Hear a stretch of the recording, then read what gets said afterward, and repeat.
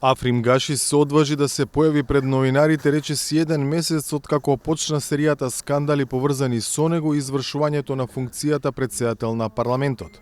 Од скандалозната постапка на собраниското обезбедување кое по негова наредба, а без законска основа се најде на Скопскиот аеродром да ја решава ситуацијата со косовската претседателка, до неговото приватно патување на Косово со службени возила.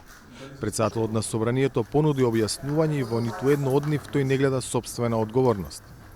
Според закон и уредба на владата, јас сум обврзан како претседател на собрание секаде да се движам со службено возило. Јас не би сакал тоа да биде така. Сите сакаме да имаме барем малку приватен живот. Јас воопшто го немам и за жал во овој случај морав и на приватен настан да отпатувам со службено возило. Од морален аспект дека мислам дека сме јас лично и обезбедувањето во собрание, што е во собрание во аеродромот, избегнавме инцидент кој можеше да има поголеми последици. Јас се радувам што се заврши како што треба.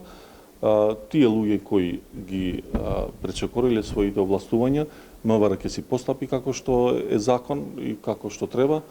А постапка за негова политичка одговорност е во тек. Опозицијата поднесе интерпелација за работата на Гаши поради воведување непринципиелни политики во собранието. Барањето се темели на 7 точки, а една е инцидентот на аеродромот. Идниот вторник собранието ќе дебатира за интерпелацијата. Гаши јавно не манифестира вознемиреност.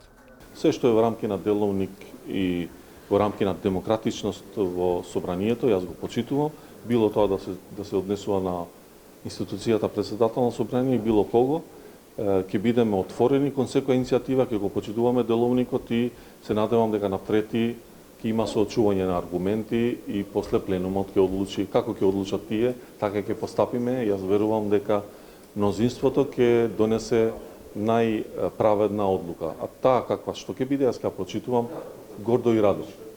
Гаши е комотен зашто мнозинството во парламентот засега е на негова страна. Треба да се види како ќе постапи третиот партнер во коалицијата, знам на Максим Димитриевски, кој изнесе сериозни забелешки за досегашното работење на спикерот. Социјалдемократите прашуваат зошто владеачката ВМРО-ДПМН го штити Гаши.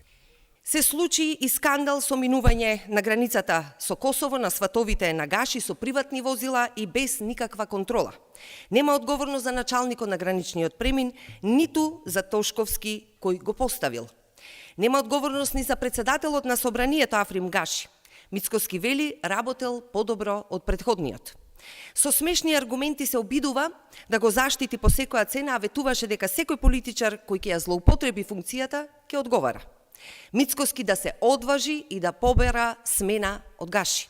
Повеќе од известно е дека Африм Гаши нема да падне зашто и ВМРО-ДПМН и коалицијата вреди од каде доаѓа собранискиот спикер, кажаа дека немаат намера да го дадат Гаши покрај серијата инциденти кои предизвикаа реакции во јавноста, но и донесоа негативни поени за владеачкото мнозинство. За Гласот на Америка, од Скопје, Владимир Мирчевски.